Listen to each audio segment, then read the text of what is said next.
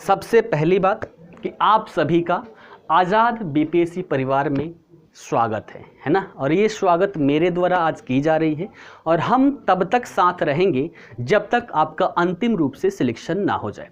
मेरा टारगेट ये है कि लगभग 1000 बच्चे अपने परिवार में सम्मिलित हो और उन 1000 बच्चों पर इतनी मेहनत की जाए कि अंतिम रूप से लगभग कम से कम 800 बच्चे प्रारंभिक परीक्षा में तो निकले ही निकले, क्योंकि 200 तो ऐसे ही होते हैं जिसको कुछ भी आप कर लीजिए वो सिलेक्ट ना होंगे। ठीक है, तो लगभग हम 800 लेकर चलेंगे और उन सभी पर इतनी मेहनत की जाएगी कि 800 में से लगभग जिन्होंने मेहनत किया तो 700 के आसपास है ना मेंस को भी लिखे, ये हमारी कोशिश रहेगी। ठीक है, तो इस हिसाब से फिर से मैं आप सभी को आज़ाद बीपीएससी परिवार में फिर से आप सभी का मैं स्वागत करता हूँ।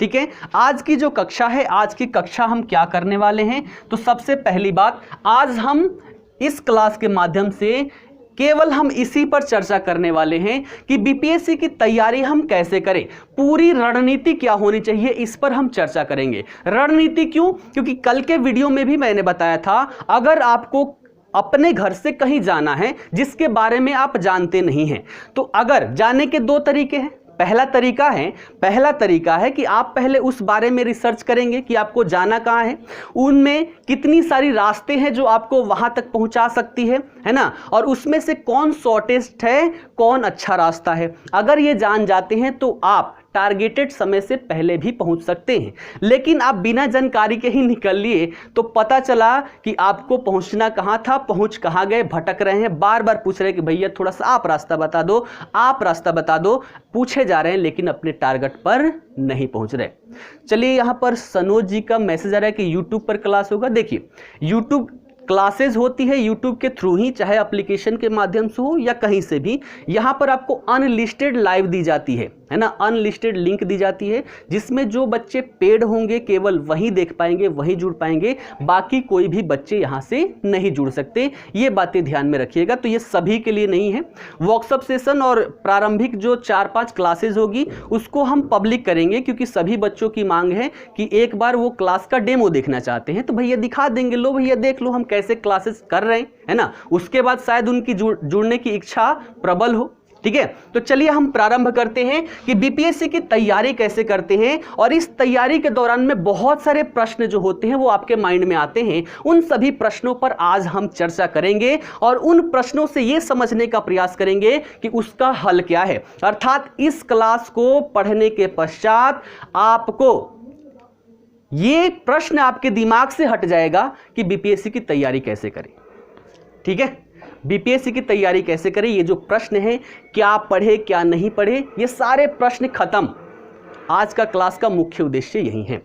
ठीक है, तो चलिए प्रारंभ करते हैं। कुछ प्रश्नों की सूची मैंने यहां पर बनाई है जो आपके तैयारी के दौरान देखने को मिलती है। क्या क्या माइंड में प्रश्न होते हैं उन सब की चर्चा करेंगे और एक एक प्रश्न का यहां पर मैं उत्तर दूंगा, अच्छे से समझाने का प्रयास करूंगा और आप कोशिश रहेगी कि आप सभी अच्छे से समझ पाएं। ठीक, तो सबसे पहला माइंड में क्या क्या प्रश्न आते हैं, यहाँ पर कुछ लिस्टिंग है।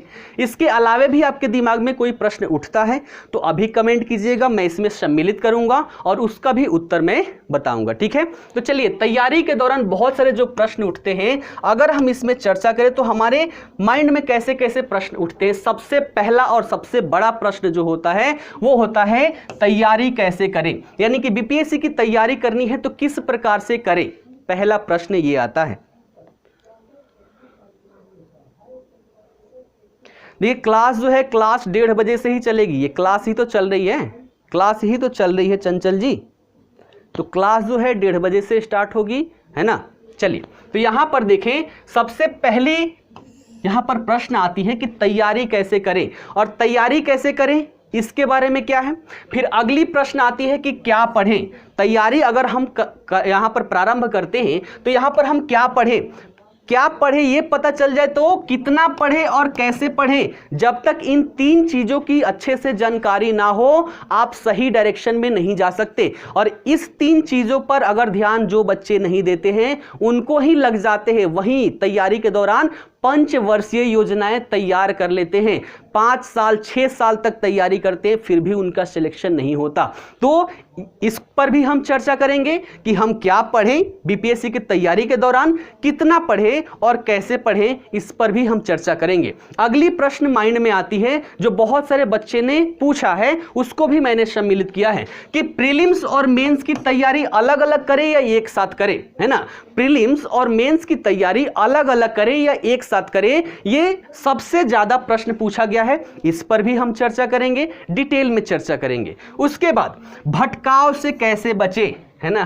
तैयारी ऐसे होती है ना। अगर आप सिलेबस देखें तो सिलेबस ऐसा है, जिसमें हम देखें सिलेबस ऐसा है कि आपको तैयारी करने में अगर आपने पीछे कुछ भी नहीं पढ़ा तो मिनिमम 18 महीने लगते हैं, पीछे से कुछ पढ़े हैं आप तो मिनिमम 1 साल तक लगते हैं। अब इतने लंबे समय तक एक ही कार्य को करने में कई सारी भटकाव की स्थिति आती है। माइंड में आता है कि हम कैसे पढ़ें, क्या पढ़ें, डायरेक्शन चेंज होने लगता है। कभी माइंड में आता है कि हमसे ना हो पाएगा, है ना, कभी आता है कि हम ही तो वो हैं जो कर पाएंगे।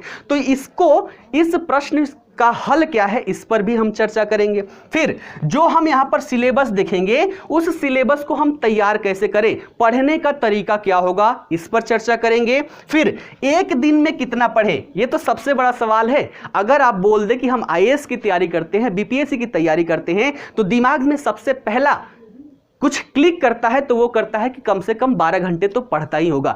क्या 12 घंटे पढ़ना जरूरी है या हम 5-6 घंटे पढ़ के भी बीपीएससी को निकाल सकते हैं, इस पर भी हम चर्चा करेंगे। ठीक है। उसके बाद कुछ और प्रश्न हैं जो इसके अतिरिक्त हैं, जैसे उत्तर लेखन कैसे करें और कितना जरूरी है। तो उत्तर लेखन की बात करें भैया, आपने देखा होगा यहां पर जो चरण है, 3 चरण हैं, प्रारंभिक परीक्षा, मुख्य परीक्षा और इंटरव्यू।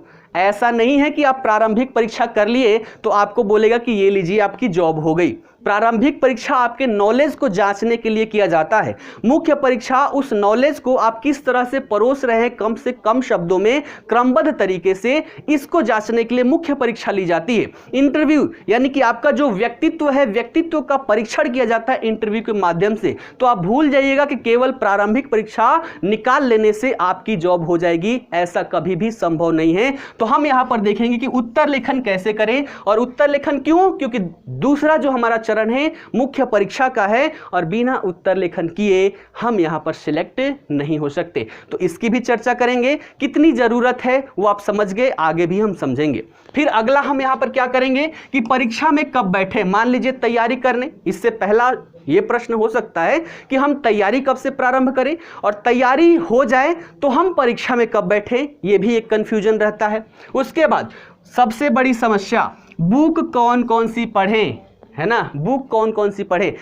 बच्चे इसी के माया जाल में फंस जाते हैं। इसके माया जाल से हम कैसे बाहर निकले, है ना, इसके माया जाल में हम कैसे ना फंसे, इसकी भी चर्चा करेंगे। होता क्या है कि मान लीजिए आपने इतिहास की एक पुस्तक खरीदी, मान लीजिए एस चंद की आपने आधुनिक भारत की ले ली, कोई मित्र आपका पढ़ रहा है ना, आप जाके पूछेंगे क्या पढ़ रहे हो, बोलेगा कि आधुनिक भारत का इतिहास पढ़ रहे हैं। आपके मन में सबसे पहला प्रश्न उठेगा कौन से राइटर का आप यहां पर पढ़ रहे हैं। अब मान लीजिए उसने बोल दिया कि स्पेक्ट्रम का, आप दिमाग में आएंगे भैया ये स्पेक्ट्रम पढ़ रहा है, मैं एस चंद, इसका हो जाएगा, मेरा नहीं होगा। तो एक पहले आपके पास एस चंद का है, दूसरा आप यहां पर जाके स्पेक्ट्रम ले लिए, तीसरा मित्र मिलता है जो दूसरे पब्लिकेशन का आधुनिक भारत का इतिहास पढ़ रहा है। फिर पूछेंगे वही प्रश्न कि क्या पढ़ रहे हो, वो बताएगा, फिर माइंड में टेंशन, किताबें इतनी हो जाएगी एक ही सब्जेक्ट का, लेकिन पढ़ाई 10 पेज भी नहीं होगा। तो इससे कैसे बचे, इसकी भी चर्चा करेंगे। उसके बाद सबसे महत्वपूर्ण प्रश्न, आपकी तैयारी में अगर आप किसी एकेडमी से जुड़ते हैं तो उस एकेडमी की कितनी भूमिका है, इसकी भी चर्चा करेंगे। अधिकतर लोग ये नहीं बताते हैं ना, और माया जाल में फंसा देते हैं कि बिना एकेडमी से जुड़े आप कभी भी बीपीएससी की तैयारी नहीं कर सकते, आईएएस नहीं बन सकते। इस भ्रम को भी हम तोड़ने वाले हैं। ठीक है, तो इन सभी बातों पर आज की कक्षा में चर्चा होगी। इसके अलावा कुछ प्रश्न आपके मन में बनते हैं तो एक बार पूछ लीजिए, है ना, उसको भी मैं यहां पर ऐड कर लेता हूं। उसके बाद से एक एक टर्म्स को हम समझने का प्रयास करते हैं। उठ रहा है कोई प्रश्न? देखिए, मेरी एक खासियत है, मैं जो भी टॉपिक करवाता हूं करवाने के साथ ही, है ना, मान लीजिए 1 घंटे में एक टॉपिक हुई, उस टॉपिक के पश्चात मैं आपको प्रश्न पूछने का समय देता हूं। जो भी उस टॉपिक से संबंधित आपके प्रश्न होते हैं वहीं पूछ लीजिए, डाउट क्लियर कर देते हैं। लाइव ऑफलाइन बैच की संकल्पना यही है कि जैसे क्लास में होता है कि क्लास में बच्चे बैठ के पढ़ रहे हैं, कुछ नहीं समझ में आया तो पूछ लिए, वही सिचुएशन आपको यहां पर दी गई है। आप भी कमेंट के माध्यम से पूछ सकते हैं। सामने कमेंट आ रहा है, वो मेरे सामने दिख रहा है ना, उस कमेंट को मैं उत्तर भी दूंगा। चलिए यहाँ पर एक और प्रश्न आया है कि डर को दूर कैसे करें, हिमांशु जी का प्रश्न है, ठीक है। उसके बाद यहाँ पर निखिल जी का है कि सर सब्जेक्ट कौन सा इजी रहेगा। फिर पूजा जी का है सर सारा क्वेश्चन आप बता दीजिए, है ना। ये सारी चीज़ें तो मैं बताऊंगा ही, ये सारी। इसके अलावा एक आ गया डर कैसे दूर करें, है ना, डर कैसे दूर करें। इसका तो सिंपल सा उत्तर है माउंटेन ड्यू पीजिए, डर के आगे जीत है, ठीक है। तो माउंटेन ड्यू, लेकिन यहाँ पर माउंटेन ड्यू कोई काम नहीं करेगा, कौन सा ड्यू काम करेगा उसकी हम चर्चा करेंगे। चलिए उसके बाद प्रश्न है यहाँ पर मैक्सिमम एज कितने तक भर सकते हैं, चलिए इसकी भी चर्चा कर लेंगे। ये अंतिम में आप याद दिलाइएगा, इसको यहाँ पर सम्मिलित नहीं करेंगे, है ना। कंटिन्यूटी कैसे बनाएं, वो पिछले जो हमारा प्रश्न है ना, भटकाव से कैसे बचे, उसी में सम्मिलित हो जाएगा, ठीक है। उसके बाद यहाँ पर ऑप्शनल के लिए अलग से तैयारी करनी पड़ेगी या इसी क्लास से हो जाएगा। देखिए इस क्लास से केवल हम बिहार स्पेशल करेंगे, है ना। बाकी अन्य सब्जेक्ट के लिए भी यहाँ पर बैच प्रारंभ होगा, तो आप चाहे तो अलग अलग सब्जेक्ट को खरीद सकते हैं, इससे बहुत सस्ता पड़ेगा। जैसे मैंने कमेंट देखा, है ना, जब YouTube पे मैंने वीडियो डाला तो कमेंट देखा कि 499 रुपये बहुत ज़्यादा है, 499 रुपये बहुत ज़्यादा लिया जा रहा है। मैं बता दूं कि आप एसएससी की तैयारी करने के लिए ऑफलाइन सेंटर में जाते हैं तो मिनिमम फी 12,000 रुपये होते हैं। यहाँ पर आपको 8 से 9 सब्जेक्ट पढ़ने हैं। अगर 500 या 1,000 रुपये ही हम रख लें, एक सब्जेक्ट का 1,000 रुपये किसी संस्थान के द्वारा लिया जा रहा है, इतनी सारी सुविधाएं दी जा रही है, आपको प्रॉपर नोट्स दिया जा रहा है, क्लास में क्वेश्चन पूछने की भी आज़ादी है, और 8 सब्जेक्ट पढ़ने से आपका भला हो जाता है। तो 8,000 रुपये एसएससी के फी से भी कम फी में आप बीपीएससी की तैयारी कर रहे हैं, ये ज्यादा फी लग रहा है। संस्थान की कुछ खर्चे होते हैं, है ना, संस्थान की कुछ खर्चे होते हैं, अगर उस खर्चे को संस्थान ना निकाल पाए तो फिर संस्थान बंद हो जाएगी। इसलिए इतने मिनिमम फी पर आप सोच सकते हैं इस संस्थान की महीने की खर्च 12 से 15 लाख रुपए आते हैं। एक बैच में हमने 200 बच्चों को अगर 500 रुपए में एडमिशन दिया है तो कितने का बैच हुआ, लाख रुपए का बैच हुआ। 12 लाख की खर्चे हैं, 12 से 15 लाख की, और लाख रुपए एक बैच से आ रहा है, फिर भी संस्थान देखे तो अभी मिनिमम आमदनी में ही है, ठीक है। तो ऐसे ऐसे कमेंट आए, देख के थोड़ा सा अच्छा नहीं लगा। एक किताब आप खरीदने जाएंगे, आधुनिक भारत की किताब खरीदने जाएंगे, 350 में मिलता है ना। और यहाँ पर जो चीज़ें आपको दी जा रही है 10 से 12 किताबों से निचोड़ के जो रस निकलता है वो दी जा रही है। साथ ही साथ करेंट अफेयर, वेबसाइट, गवर्नमेंट की वेबसाइट पर बहुत सारी चीज़ें जो पूछे जाते हैं वो सारी चीज़ें दी जा रही है। इसके लिए 500 रुपये कोई ज़्यादा नहीं है। अगर ये कोरोना नहीं होता तो इससे पहले एक सब्जेक्ट का मिनिमम हमारा जो प्राइस होता था लाइव ऑफलाइन का 3,000 रुपये हुआ करता था। जितने लोग इसमें ऑफलाइन से संबंधित होंगे, लाइव ऑफलाइन में जुड़े होंगे, उनको पता होगा। चलिए एक और प्रश्न है, भूलने की आदत को कैसे दूर करें, इसकी भी चर्चा कर लेंगे। 12वां प्रश्न हो गया, कैसे भूले नहीं, शॉर्ट में कर देता हूं, कैसे भूले नहीं, अर्थात पढ़े हुए को हम याद कैसे रखें। अब चलिए बहुत सारे प्रश्न यहां पर आ गए, है ना, बहुत सारे प्रश्न आ गए। अब इन सभी प्रश्नों पर हम चर्चा करते हैं। इंग्लिश वर्ड का भी यूज करें। देखिए यहाँ पर इंग्लिश वर्ड यूज करने की आवश्यकता नहीं है, क्लास में आप बोलिएगा, जो टर्म्स होंगे अंग्रेजी में भी मैं उसका यूज कर दूंगा ताकि आपको दिक्कत ना हो। कोई इंग्लिश मीडियम का भी हो तो उसको अपने लैंग्वेज में समेट पाए, ठीक है। चलिए अब एक एक प्रश्न पर हम चर्चा करते हैं। सबसे पहला प्रश्न था हमारा, तैयारी कैसे करें, है ना। बीपीएससी हमने उठाया है तो बीपीएससी की तैयारी कैसे करें। सबसे पहला नोट्स की अप्रोच क्या है वो हमारा आ जाएगा, इसी के अंतर्गत आ जाएगा, सारी चीजें आपकी इसमें क्लियर हो जाएगी। तो सबसे पहला आता है कि तैयारी कैसे करें।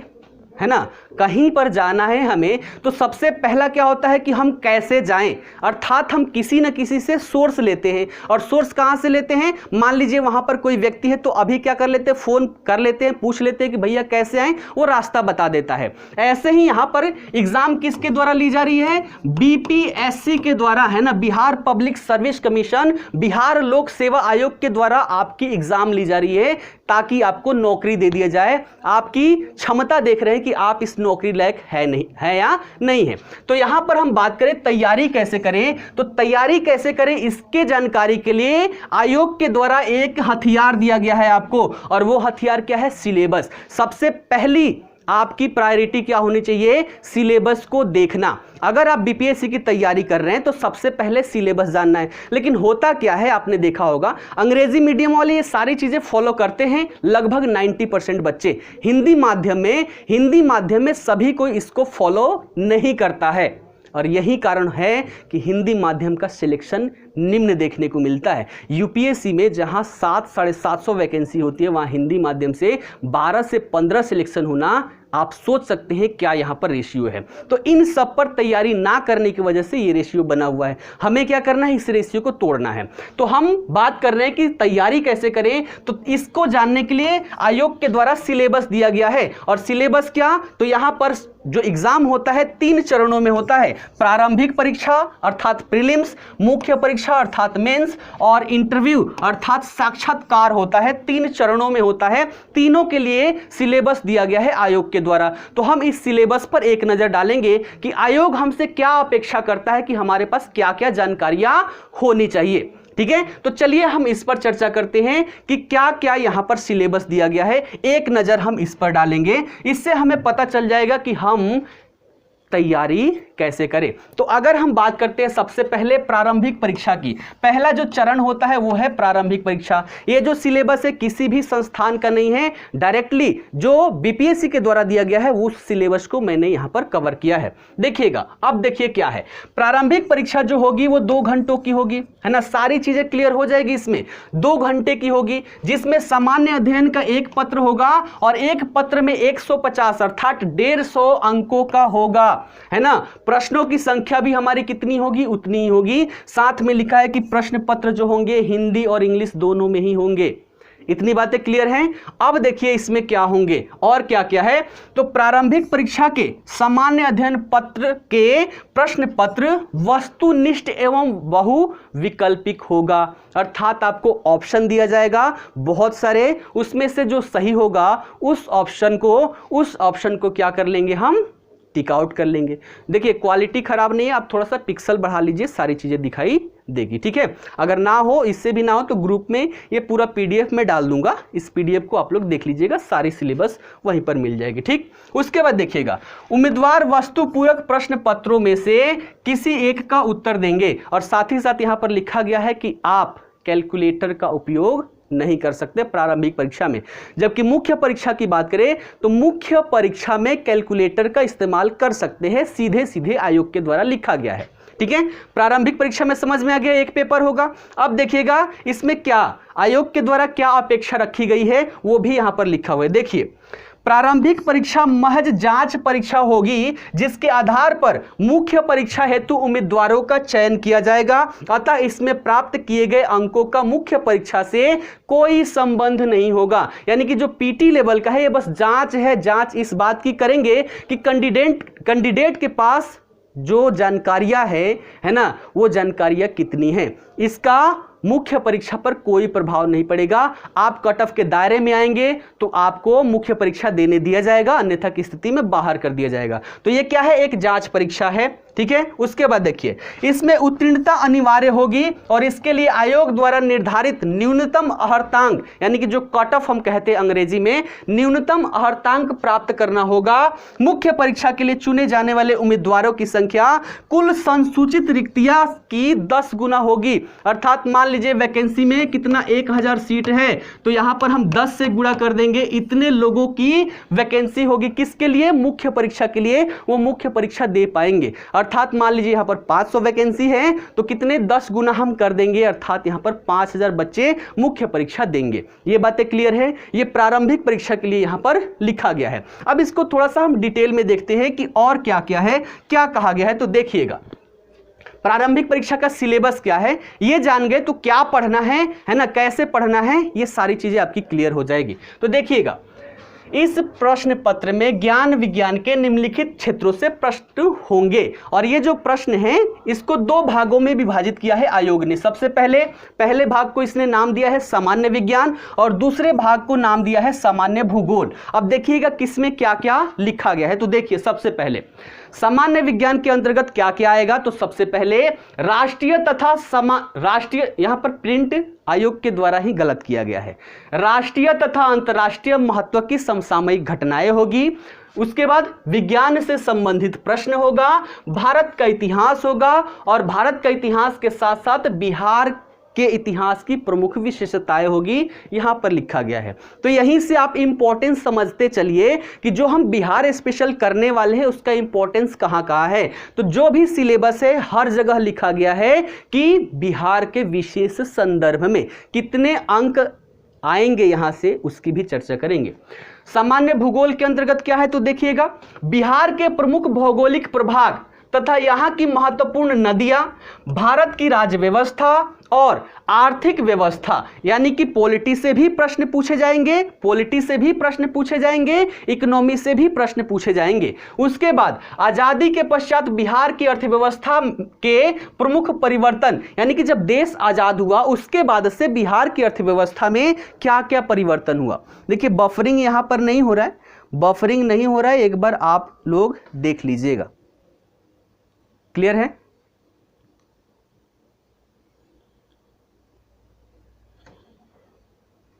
चलिए 1 मिनट देख लेता हूं।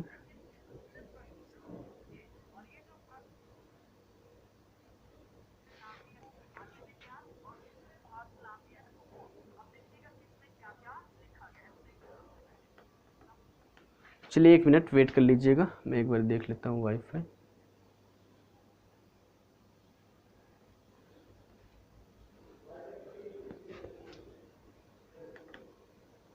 अभी भी हो रही है? अभी भी हो रही है, एक बार बताइएगा।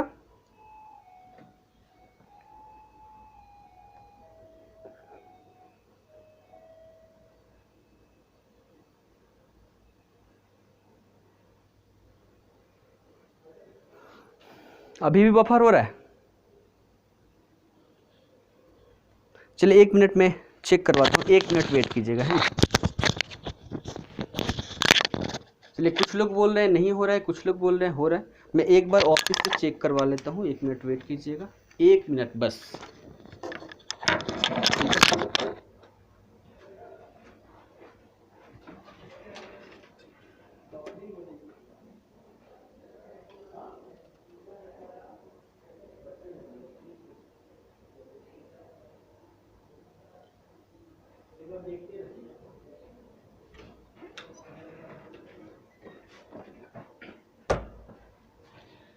चलिए यहाँ पर बफरिंग की कोई समस्या नहीं है ना, यहाँ बफरिंग की कोई समस्या नहीं है। आप एक बार अपना नेटवर्क चेक कर लीजिए, ठीक है। चलिए एक बार लय टूट जाता है ना तो फिर वहाँ तक पहुँचने में थोड़ी सी दिक्कत होती है।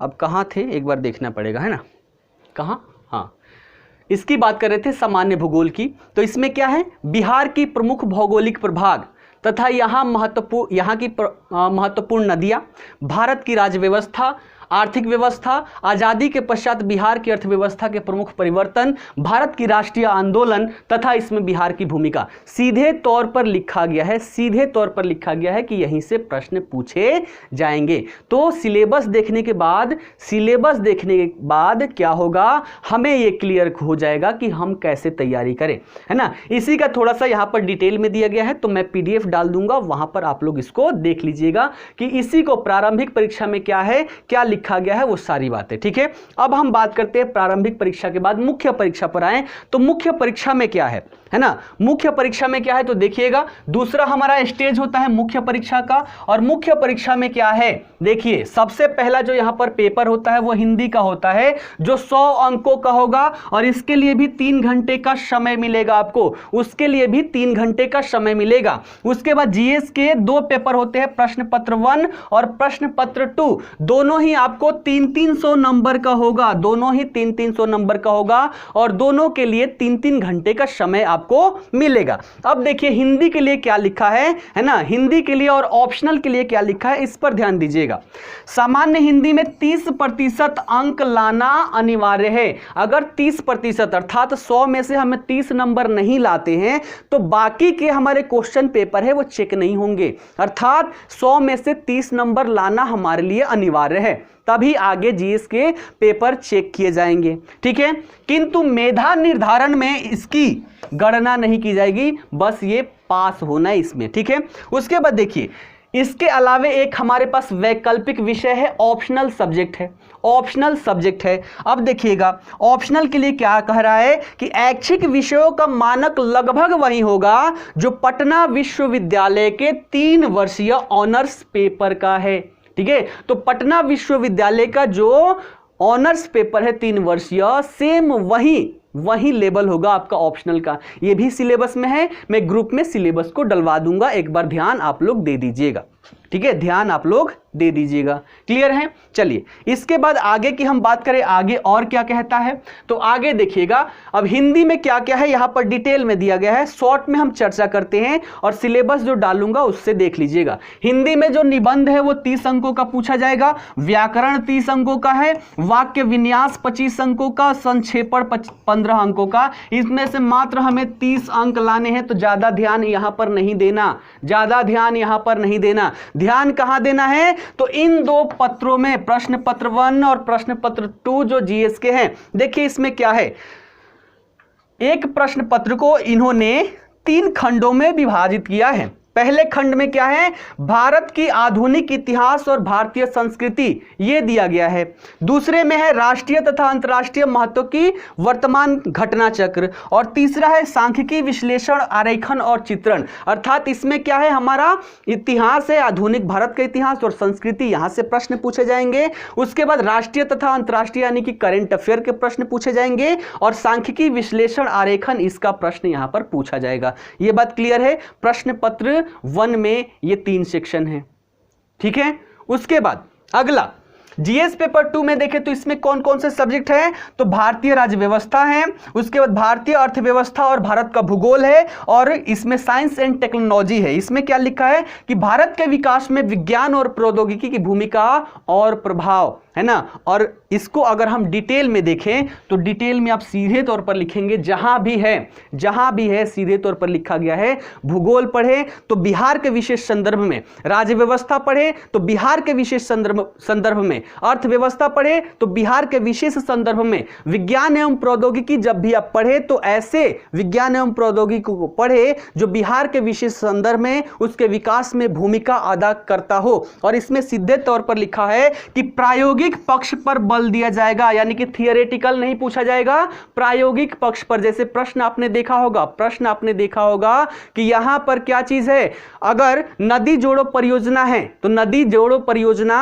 इसको कैसे पूछा कि बाढ़ और सूखा बिहार की एक विशेषता है ना। कभी सूखा पड़ जाता है, जो दक्षिण वाला क्षेत्र है वो सूखा रह जाता है, और उत्तर वाला क्षेत्र है वो कैसा रह जाता है, हर साल बाढ़ आता है। तो इससे बचने में विज्ञान प्रौद्योगिकी क्या भूमिका निभा सकती है, उदाहरण के साथ उत्तर दे। तो ऐसे ऐसे प्रश्न यहां पर पूछे जाते हैं। अभी प्रश्न भी हम देखेंगे। तो आशा करता हूं सिलेबस आप सभी को समझ में आ गया कि सिलेबस क्या है यहां पर। इसके बाद ऑप्शनल सब्जेक्ट है, तो ऑप्शनल यहां पर आपको 34 ऑप्शनल दे रखे हैं। एक ऑप्शनल का पेपर होगा, ये भी कितने का होगा, 300 अंकों का ये भी होगा, 300 अंकों का ये भी होगा, जिसके 2 पेपर होंगे। ठीक है, तो ये बात क्लियर है, समझ में आ गई। 34 ऑप्शनल है, इसमें से कोई भी एक ऑप्शनल चूज कर लेना है।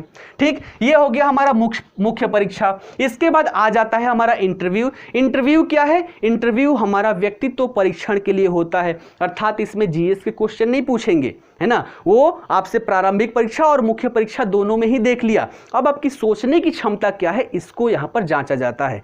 आपके सामने कुछ सिचुएशन रखे जाएंगे कि उस सिचुएशन में आप क्या निर्णय लेंगे, तो ऐसे प्रश्न यहां पर पूछे जाते हैं और 3 सेक्शन से गुजरने के बाद फिर हमारा सिलेक्शन होता है। तो सिलेबस क्या बताता है कि हम तैयारी कैसे करें, उसका उत्तर देता है हमारा सिलेबस।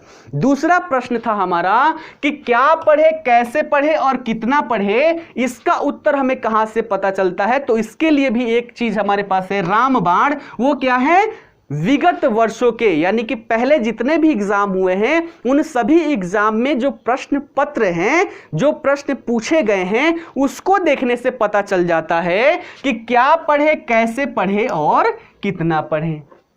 ये बात क्लियर है, ये बात क्लियर है, समझ में आ गया। तो जब भी प्रश्न पत्र देखेंगे, प्रश्न पत्रों की भी हम चर्चा करेंगे। एक बार एक नजर डाल लेते हैं हम मुख्य परीक्षा के प्रश्न पत्रों पर, ठीक है। मुख्य परीक्षा के प्रश्न पत्रों पर नजर डाल लेते हैं, एक नजर कैसे कैसे प्रश्न पूछे गए हैं। क्लियर है, चलिए देखिएगा यहां पर। आज सभी प्रश्नों का उत्तर लेके जाना है, ठीक है। देखिएगा, ये है जीएस पेपर 1, पहले जीएस पेपर ये 2 है। जीएस पेपर 1 की बात कर लेते हैं। जीएस पेपर 1 में क्या पूछा जाता है, कैसे प्रश्न आते हैं, ये पता होना चाहिए। देखिए एक बार निर्देश देख लीजिएगा कि यहां पर क्या कह रहा है। देखिएगा यहां पर अनुदेश दिया गया है, थोड़ा सा इसकी क्वालिटी फट रही है तो मैं इसको थोड़ा सा छोटा कर देता हूं।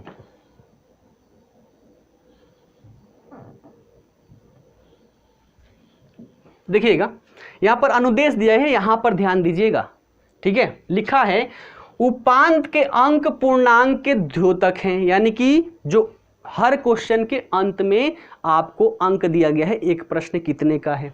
उसके बाद खंड 1 एवं खंड 2 प्रत्येक में से 3-3 प्रश्नों के उत्तर देने हैं और खंड 3 में से 2 प्रश्नों के उत्तर देने हैं। अर्थात 3 घंटे में आपको कितने 3-3-6 और 2 8 प्रश्नों के उत्तर देने हैं, है ना। तो कितने, मात्र 8 प्रश्नों के उत्तर देने हैं 3 घंटे में। यूपीएससी से कंपेयरिंग करें तो यूपीएससी में 20 प्रश्नों के उत्तर देने होते हैं, यहां पर मात्र 8 देने हैं। साथ ही साथ लिखा गया है कि जहां पर भी हो उत्तर जो है यथासंभव अपने शब्दों में दे, उत्तर जो है यथासंभव अपने शब्दों में दे। लेकिन हिंदी माध्यम वाले यही नहीं कर पाते।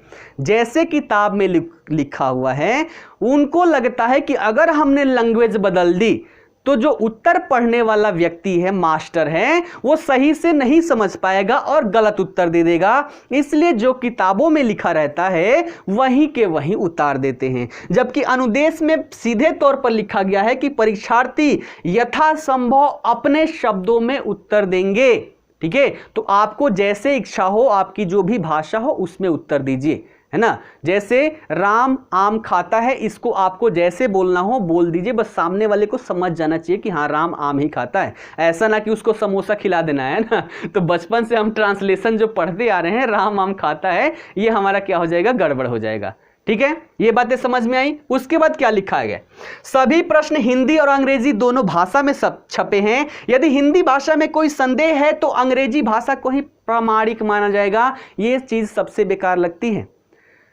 हम हिंदी माध्यम वाले, हिंदी माध्यम में प्रश्न हम पढ़ते हैं, है ना, उसमें कुछ गलतियां देखने को मिलती है। सबसे ज्यादा गलती आपको यूपीएससी में देखने को मिलता है ना।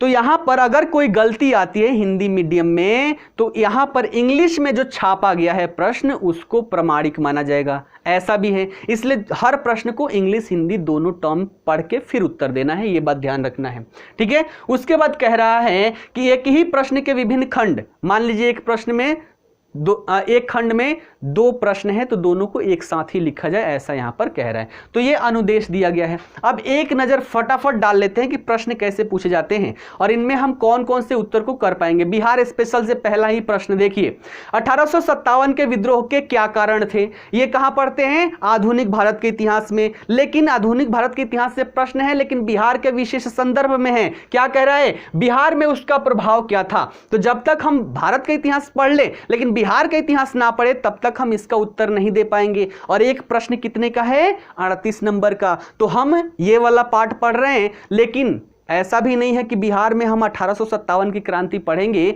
तो 1857 की क्रांति को नहीं समझेंगे।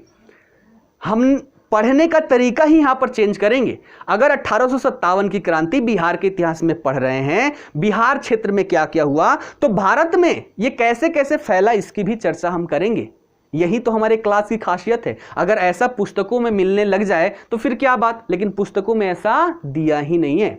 ठीक है, उसके बाद अगला प्रश्न, ये हमारे 38 नंबर के हो गए। फिर क्या पूछा गया है, 1858 से 1914 के दौरान बिहार में पाश्चात्य शिक्षा के प्रसार का वर्णन कीजिए। यह भी बिहार से सीधे तौर पर प्रश्न पूछा गया है, तो यह भी हम डायरेक्टली कर पाएंगे। ठीक है, उसके बाद देखिए, स्वामी सहजानंद और किसान सभा आंदोलन पर एक टिप्पणी कीजिए, है ना। उसके बाद क्या प्रश्न पूछा गया है, तो राम मनोहर लोहिया और जयप्रकाश नारायण के सामाजिक और आर्थिक चिंतन की व्याख्या कीजिए। फिर क्या प्रश्न पूछा गया है, पाल कला तथा भवन निर्माण कला की विशेषताओं को स्पष्ट कीजिए तथा बौद्ध धर्म के साथ उनके संबंधों पर प्रकाश डालिए, ऐसा प्रश्न पूछा गया है। और मेंस में सीधे तौर पर लिखा गया है कि 3 कला, पाल कला, है ना, उसके बाद मौर्य कला और पटना कलम, तीनों यहां पर जो कला है इससे संबंधित जो भी विशेषताएं हैं वो पढ़ लीजिए। और इन 3 टॉपिक से एक टॉपिक से हर साल प्रश्न पूछे जाते हैं, तो इसको भी हम डिटेल में करेंगे। ठीक, उसके बाद देखिए अगला प्रश्न क्या है, निम्नलिखित में से किन्हीं 2 पर संक्षिप्त टिप्पणी कीजिए। राजेंद्र प्रसाद और राष्ट्रीय आंदोलन, यानी कि राष्ट्रीय आंदोलन में इनकी क्या भूमिका रही, बिहार के इतिहास में हम इनको भी पढ़ेंगे। जाति और धर्म पर गांधी जी के विचार, है ना। उसके बाद बिहार में दलित आंदोलन, ये हमें पढ़ना है। तो ये सारी चीजें हैं। ठीक है, उसके बाद हम यहां पर देखें खंड 2 में क्या पूछा गया। खंड 2 हमारा क्या था, तो करंट अफेयर था। करंट अफेयर में कैसे प्रश्न पूछे जाते हैं, ध्यान दीजिएगा। अंतरराष्ट्रीय स्थानांतरण और व्यापार के संदर्भ में कोविड-19 महामारी के वैश्विक प्रसार के तरीके की चर्चा कीजिए, है ना। कैसे कैसे फैला उसके बारे में हमें लिखना था, तो करंट न्यूज से संबंधित था। फिर अगला प्रश्न क्या पूछा गया है, तो देखिए, विश्व खुशहाली रिपोर्ट 2020 के विभेद क्या हैं, क्या कारण बताइए कि नार्डिक देशों को विश्व में प्रथम स्तरीय देश क्यों माना जाता है। तो यहां पर देखिए करंट अफेयर है, करंट अफेयर के साथ साथ इंटरनेशनल रिलेशन की भी जानकारी आपको होनी चाहिए, तब जाके इन प्रश्नों का उत्तर आप सही से लिख पाएंगे। क्लियर है ये बात। उसके बाद देखिए अगला क्या पूछा गया है, ऑस्ट्रेलिया के जंगली आग जिसे बुश फायर कहा गया और ब्राजील के अमेजन दाह जैसी तत्कालिक आपदाओं की उनके कारणों और स्थानीय पारिस्थितिक तथा वैश्विक वातावरणीय दशाओं पर प्रभाव सहित जांच कीजिए। तो दोनों के बारे में, दोनों करंट न्यूज से संबंधित था ये। अगर आपने पढ़ा होगा, अच्छे से एडिटोरियल्स पढ़े होंगे, तो इसका उत्तर अच्छे से दे पाएंगे। क्लियर है ये बात। उसके बाद और क्या पूछा गया है, भारत में कोविड-19 लॉकडाउन के सामाजिक, आर्थिक और पारिस्थितिक निहितार्थों को सोदाहरण व्याख्या कीजिए। तो ये सारी चीजें आप सभी ने पढ़ा ही होगा, बिना करंट अफेयर के कुछ होने नहीं है। और देखा जाए तो 12 प्रश्न पूछे जाते हैं, 12, है ना। देखते हैं इसमें कितना है, हमें लिखना कितना है, 8 ही लिखना है। तो यहां पर अगला प्रश्न क्या है, मिशन शक्ति के साथ भारत विश्व की 4थी सबसे बड़ी अंतरिक्ष शक्ति बन जाएगा, इस कथन पर चर्चा कीजिए। मिशन शक्ति आपने पढ़ा ही होगा क्या था, है ना, तो उसके बारे में यह प्रश्न था। उसके बाद अगला देखिए, खंड 3 है। खंड 3 में मैथमेटिक्स है। मैथमेटिक्स में आपको एक ग्राफ दे देता है और इस ग्राफ पर आधारित बहुत सारे प्रश्न आपसे पूछे जाते हैं। इन्हीं प्रश्नों का उत्तर हमें देना होता है। तो ये बहुत ही आसान है, इसकी भी कक्षा मैं करवा दूंगा, इस बैच में नहीं, है ना। एक छोटा सा बैच हमें स्टार्ट करेंगे और वहां पर इसको कंप्लीट कर लेंगे। तो मैथमेटिक्स से संबंधित प्रश्न हो गए।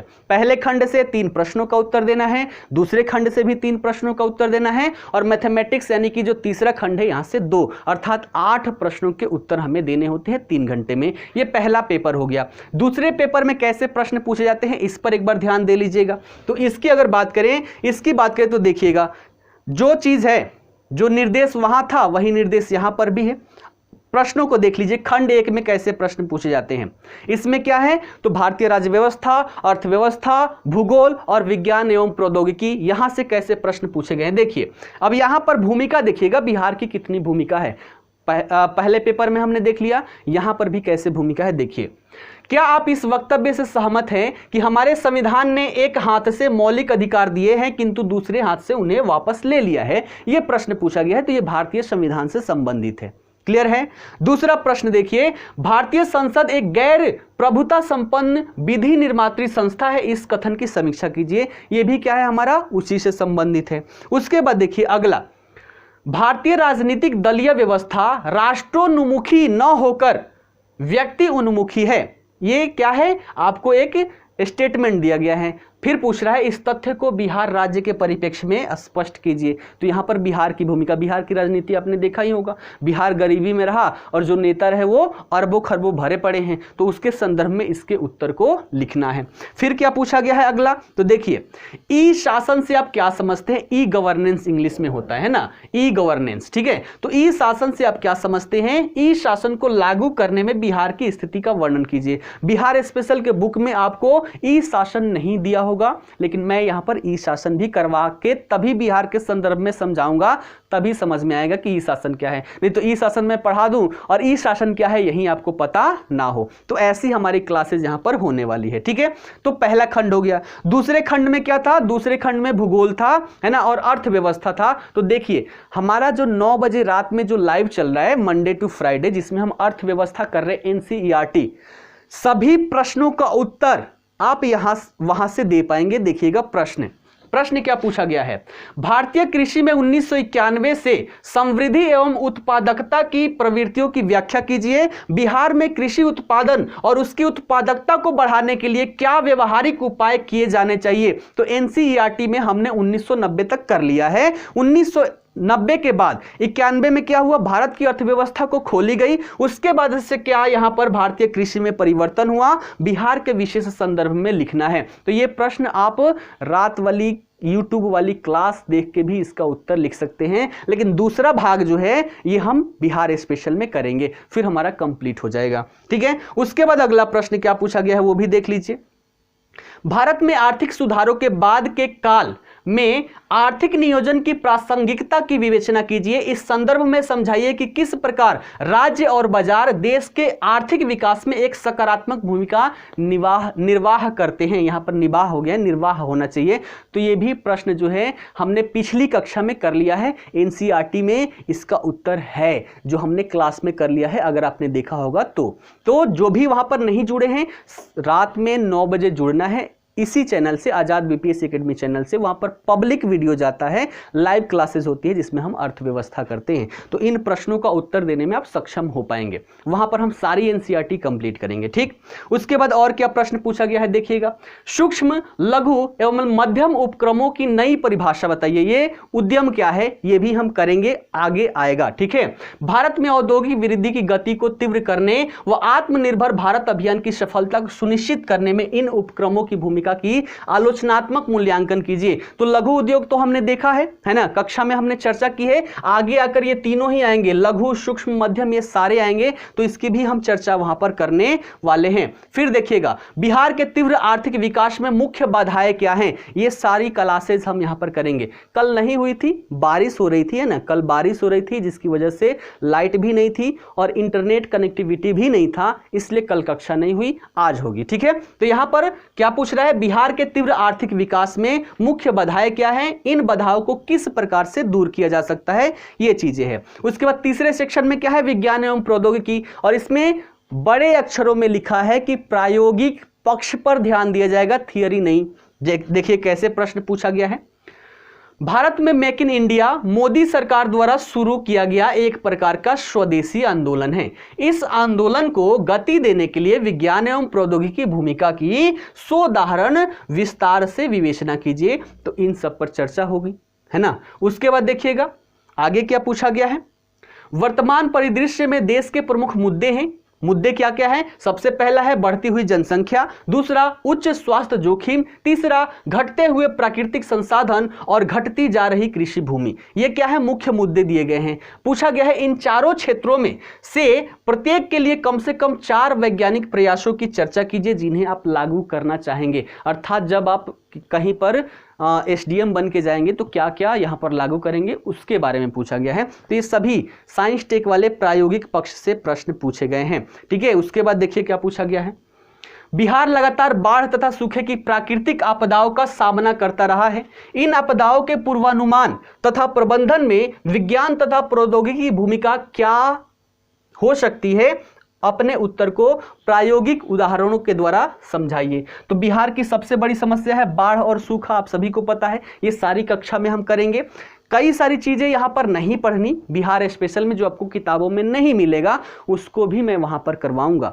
बिहार के संदर्भ में, अब यहाँ पर साइंस टेक की बात की जा रही है, बिहार के संदर्भ में की जा रही है, तो हमें ये भी तो पढ़ना है कि कैसे करेंगे, क्या क्या यहाँ पर टेक्नोलॉजी है, तो साइंस टेक भी मैं यहाँ पर करवाऊँगा। ठीक, उसके बाद अंतिम प्रश्न यहां पर देखिएगा क्या है कि कोविड-19 की स्थिति के कारण उत्पन्न हुई नौकरियों पर संकट की स्थिति को नियंत्रित करने तथा राष्ट्र के विकास की गति को बनाए रखने के लिए विज्ञान और प्रौद्योगिकी क्या भूमिका निभा सकते हैं, इस पर विस्तार से चर्चा कीजिए। तो ऐसे ऐसे प्रश्न पूछे गए हैं और इन प्रश्नों को जब आप देख लेंगे तब जो आपका यहाँ पर प्रश्न है, तब जो आपका जो दूसरा प्रश्न है कि क्या पढ़े, कैसे पढ़े और कितना पढ़े, वो क्लियर हो जाएगा। अगर हम जो पढ़ रहे हैं उनको पढ़ने से इन प्रश्नों को हम हल करने में सक्षम हो पा रहे हैं, अर्थात हम सही पढ़ रहे हैं। क्लियर है? अगर नहीं कर पा रहे तो थोड़ा सा और ज़्यादा डिटेल में जाएंगे। ये बात क्लियर हो गई, ये हमारा उत्तर यहाँ पर मिल जाता है। क्लियर है? चलिए अब थोड़ा सा फास्ट चलते हैं, है ना। अगला क्वेश्चन, प्रीलिम्स और मेंस की तैयारी अलग अलग करें या एक साथ। अगर इसकी बात करें तो बिहार के विशेष संदर्भ में देखें तो हमने जो सिलेबस देखा, प्रारंभिक परीक्षा और मुख्य परीक्षा का सिलेबस लगभग सेम है। जो प्रारंभिक परीक्षा में पूछा जाता है वही मेन जो हमारा मुख्य परीक्षा है, मेंस है, वहां भी पूछा जाता है। तो इस आधार पर हम कह सकते हैं कि प्रीलिम्स और मेंस दोनों की तैयारी साथ साथ कीजिए। अकेले अकेले कीजिएगा कुछ भी नहीं होगा, क्योंकि यहाँ पर फैक्चुअल डेटा रटना है और उस डेटा को कैसे हम अपने उत्तर में सम्मिलित करें ये मुख्य परीक्षा में हम सीखते हैं। तो इसलिए दोनों की साथ में तैयारी करें, अलग अलग करना यहाँ पर बेवकूफ़ी कहलाएगी और लंबे समय तक हम तैयारी में ही लगे रहेंगे। तो ये बातें क्लियर हो गई कि प्री और मेंस दोनों को साथ में लेकर ही तैयारी करनी है। ठीक, चलिए अगले प्रश्न पर आते हैं। अगला प्रश्न क्या था कि भटकाव से कैसे बचे। सबसे बड़ी समस्या भटकाव इतनी ज्यादा हो जाती है, और भटकाव का मुख्य कारण क्या है? भटकाव का मुख्य कारण है हमारा फोन।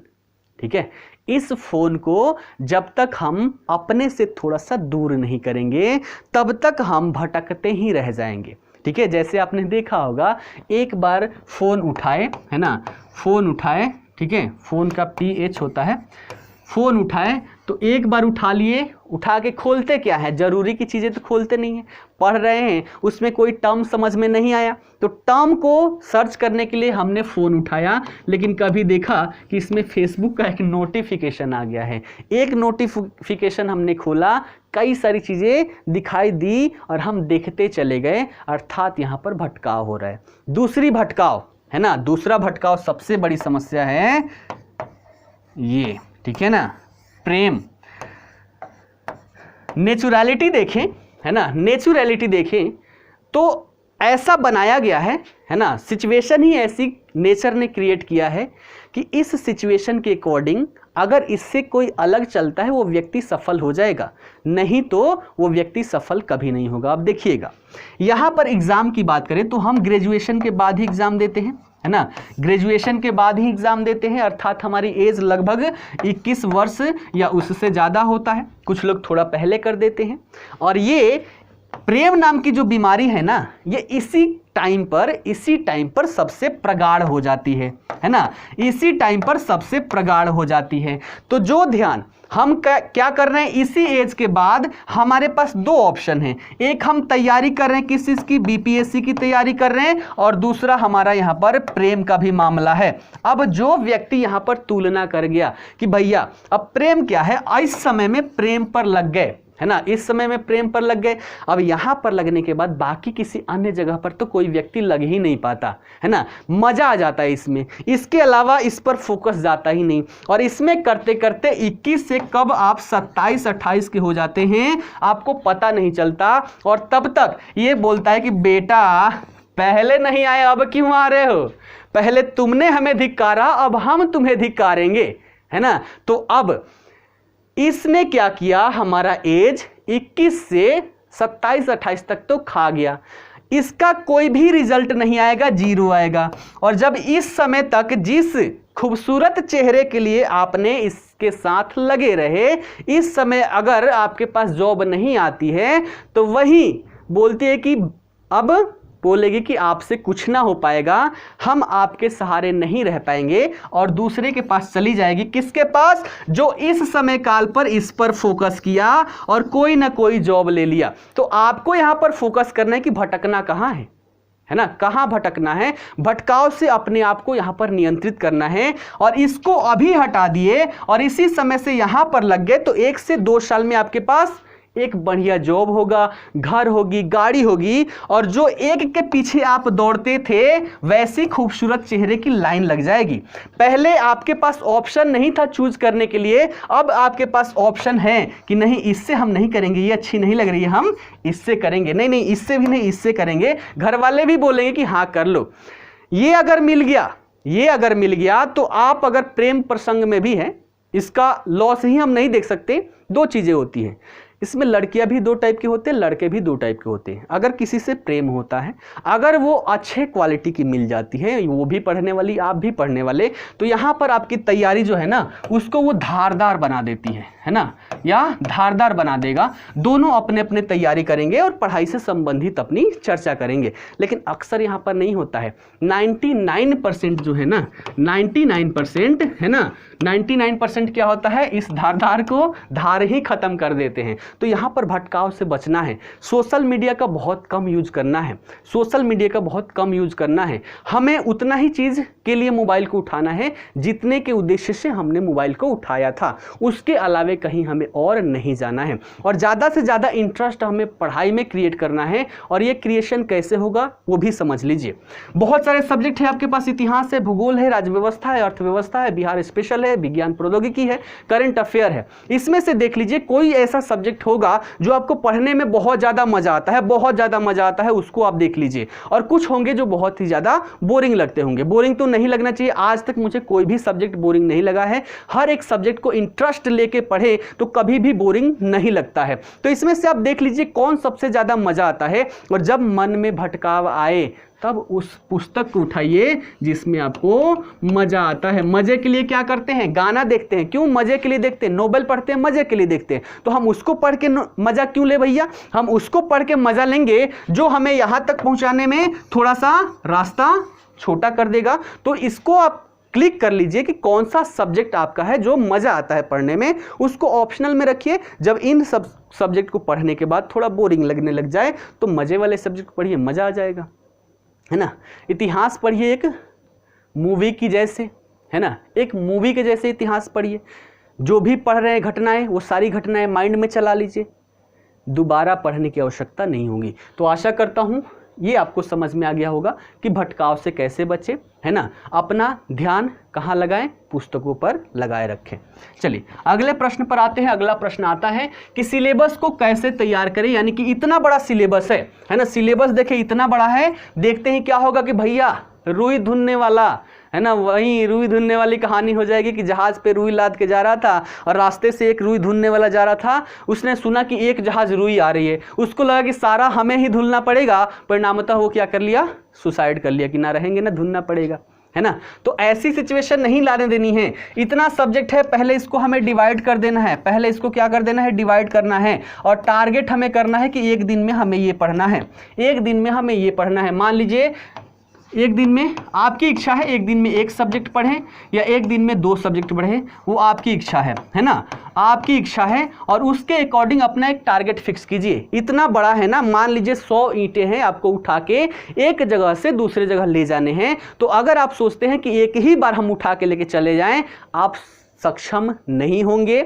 आपकी एनर्जी भी समाप्त होगी और ईंट से दब के आपकी मृत्यु भी हो सकती है। तो यहाँ पर क्या करना है, एक एक ईंट को उठाना है। अगर हमारी क्षमता है एक एक ईंट को उठाएंगे, ले जाएंगे, हम थकेंगे भी नहीं, हमें मेहनत भी कम लगेगा और हम कर भी पाएंगे। वैसे ही सारे सब्जेक्ट को, पूरे सिलेबस को अपना डिवाइड कर लेना है। एक टारगेट बना लेना है कि मान लीजिए हमें 12 महीने में तैयारी करनी है ना, 12 महीने में हमें तैयारी करनी है और इसमें हमें 8 सब्जेक्ट पढ़ना है। तो एक के लिए हम कितना, 1.5 महीने निकाल दें। और 1.5 महीने में कितने चैप्टर हैं जहां जहां से प्रश्न आते हैं, सभी किताब नहीं पढ़नी, पहली बात जो भी किताबें छापी जाती है वो केवल आपके बीपीएससी के लिए नहीं छापी जाती, यूपीएससी के लिए नहीं छापी जाती, वो कॉलेज के लिए भी छापी जाती है और उसमें जितने भी मटेरियल सम्मिलित होता है वो सभी के लिए होता है। इसलिए हिंदी माध्यम वाले थोड़ा सा ऐसे बच्चे होते हैं ना कि ऐसी ऐसी चीज़ों पे ध्यान देंगे जो एग्जाम में नहीं पूछे जाते, है ना। मान लीजिए उसकी शादी हुई, ये हमें जानकारी है, ये पूछ सकता है कि हाँ उसकी शादी हुई,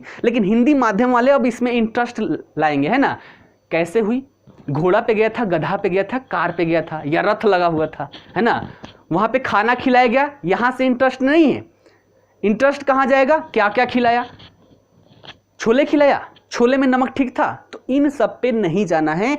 जो प्रश्न देखना है, सिलेबस देखना है, जैसे पूछा गया है, मात्र हमें उतनी ही चीजें पढ़नी है, अतिरिक्त नहीं पढ़नी है। तो जहां जहां से प्रश्न पूछे गए हैं पहले उसके लिस्टिंग बना लीजिए कि हमें ये पढ़ना है, यहां से पूछे गए हैं, और उसको आप इस 1.5 महीने के अकॉर्डिंग अपना डिवाइड कर लीजिए। एक दिन रख लीजिए, हफ्ते में एक दिन छुट्टी। लगातार मैं नहीं बोलता कि आप हफ्ते में 7 दिन पढ़िए, एक दिन छुट्टी रखिए, उस दिन कुछ भी मत पढ़िए, कुछ भी मत पढ़िए, लेकिन 6 दिन जो फिक्स रखिए उसमें ईमानदारी से पढ़िए। कितने घंटे पढ़ने हैं तो इसकी भी हम चर्चा कर लेंगे। घंटे से नहीं पढ़ते, जो घंटे से पढ़ते हैं ना, जो बोलता हो कि मैं तैयारी करता हूं, सबसे पहला किसी का क्वेश्चन क्या होता है, कितने घंटे पढ़ते हो, ये गलत क्वेश्चन है। घंटे से तो हमें मतलब ही नहीं होना चाहिए। हमने जो यहां पर टॉपिक डिसाइड किया है ना कि इतने टॉपिक को हमें पढ़ना है, तो उस टॉपिक को पढ़ने में चाहे हमें 8 घंटे लगे या 2 घंटे लगे, हमने अगर 2 घंटे में पढ़ लिया, बाकी 6 घंटे हम कुछ और करेंगे, मजे करेंगे, है ना। तो अपना टॉपिक डिवाइड कर लीजिए कि इस दिन में इतना टॉपिक कंप्लीट कर लेने हैं। पहले हो जाए तो बल्ले बल्ले हैं, और थोड़ा सा लेट हो तो थोड़ा सा ज्यादा पढ़ लीजिए। घंटे कभी फिक्स मत कीजिए, नहीं तो एक प्रेशर रहेगा कि भैया 8 घंटे पढ़ना है। सुबह किसी दिन लेट से उठे तो प्रेशर और ज्यादा क्रिएट होगा कि पहले ही हम लेट उठे, अब 8 घंटे कैसे पढ़ सकते हैं। ऐसा क्रिएशन माइंड में नहीं लाना है। यह विशेष भूमिका निभाती है आपके तैयारी के दौरान। तो आशा करता हूं समझ में आ गया हो सिलेबस को कैसे तैयार करें। पूरे सिलेबस को देखना है और देखने के साथ उसको डिवाइड कर लेना है, और घंटे से ना पढ़ के टॉपिक वाइज पढ़ना है। क्लियर है? चलिए आगे अगले प्रश्न पर चलते हैं। एक दिन में कितना पढ़े, इसी की बात कर रहे थे अभी। तो हमें घंटे से नहीं पढ़ना। अगर कोई बोल रहा है कि हम 10 घंटे 12 घंटे पढ़ते हैं, समझ लीजिए वो बेवकूफ बनाता है। मनुष्य की जो मानसिक स्थिति है ना, उसमें 12 घंटे लगातार पढ़ पाना संभव ही नहीं है।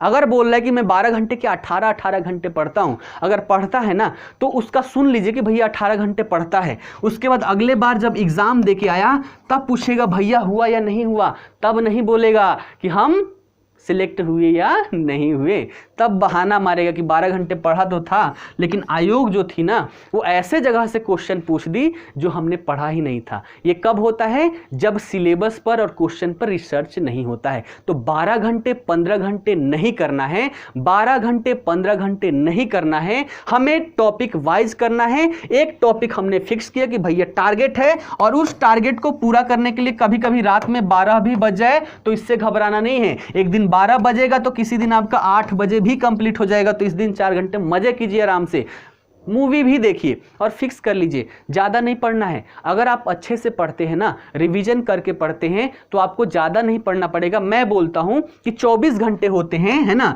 24 घंटे हैं आपके पास।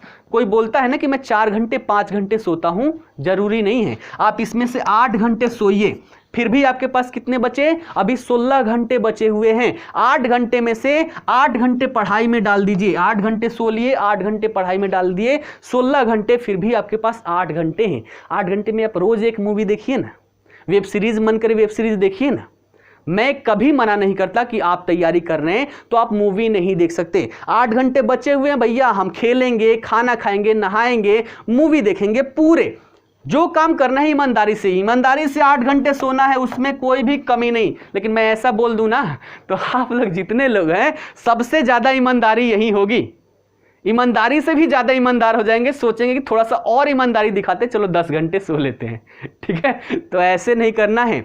कुछ भी हो जाए, अगर ये 8 घंटे फिक्स कर लेना है तो इसमें कटौती नहीं करनी है। अगर इसमें कटौती करने लग गए ना तो बीपीएससी जहां आपका टारगेट है वहां पहुंचने में आपको देरी हो जाएगी। और जितना ज़्यादा देरी होगा ना, सब कुछ इसी पर निर्भर है जॉब हो गई, समय से शादी हो जाएगा, बीबी मिल जाएगी, हस्बैंड मिल जाएंगे, जो वैवाहिक जीवन है वो भी अच्छे से कटने लगेगा, सारी सुख सुविधाएं मिलेगी, अपना घर होगा, कार होगा, है ना, सारी चीज़ें, बैंक बैलेंस होगा, है ना, माँ भी होगी, है ना, तो घर बंगले गाड़ी सब होगा और माँ भी होगी। अगर बीपीएससी नहीं निकला, जॉब नहीं हुई, तो ना घर होगा, ना बंगला, ना गाड़ी, और माँ भी नहीं होगी, घर से भगा देगी, भागते हुए इसी लायक है।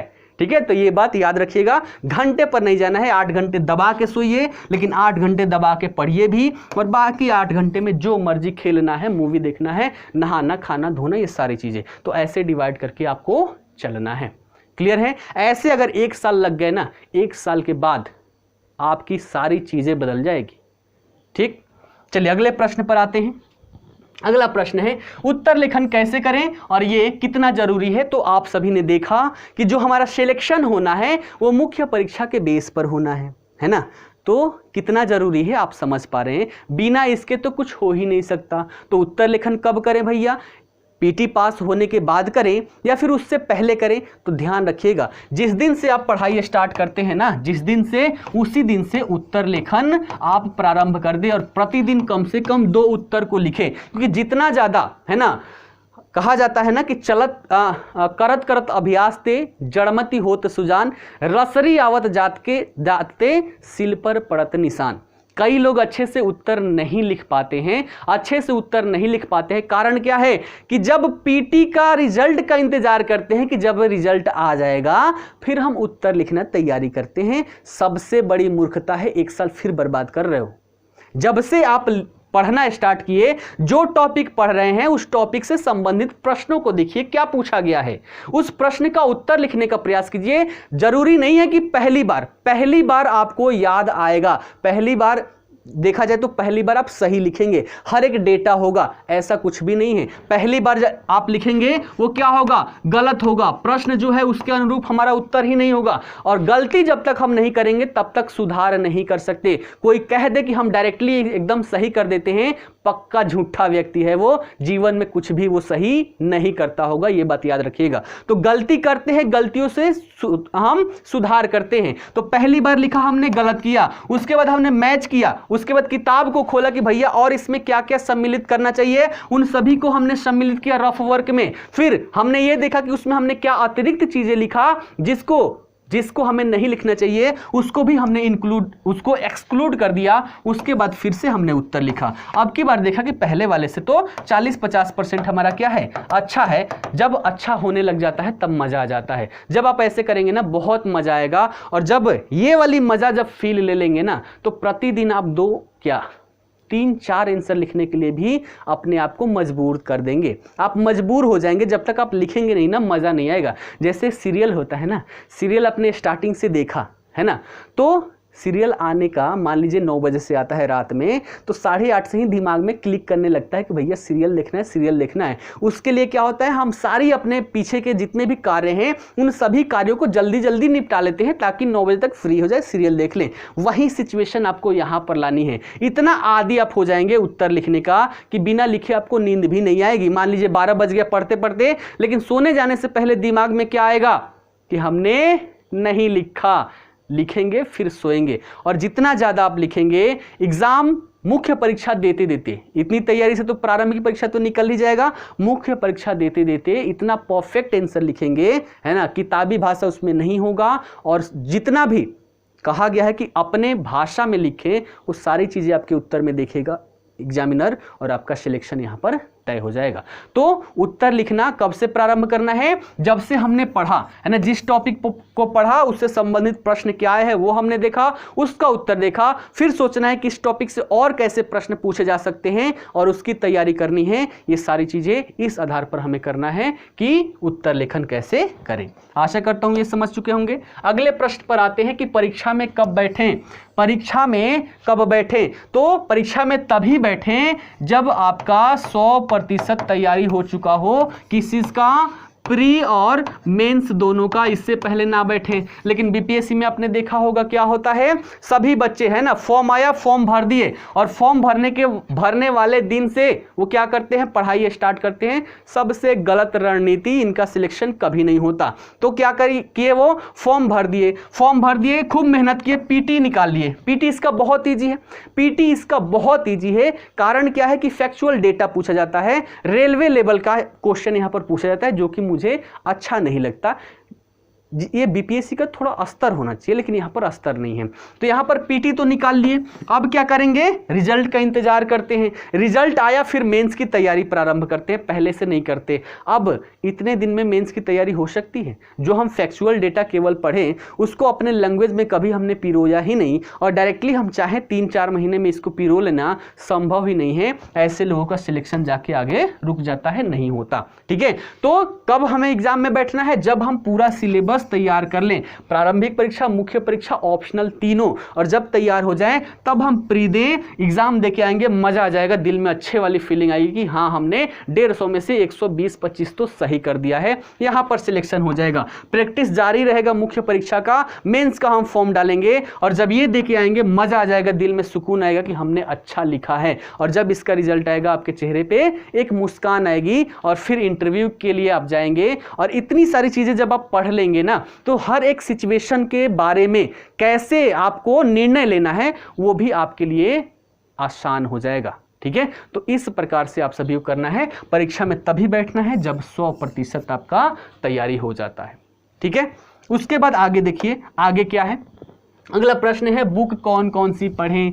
सबसे बड़ी टेंशन वही काम नहीं करना है कि मेरा दोस्त इतिहास का एक पुस्तक पढ़ रहा है, दूसरा दोस्त इतिहास का ही दूसरा पुस्तक, तीसरा और चौथा पढ़ रहा है, यानी कि एक ही सब्जेक्ट के 4 किताब यहाँ पर पढ़ रहे हैं, हम चारों किताब खरीद लें।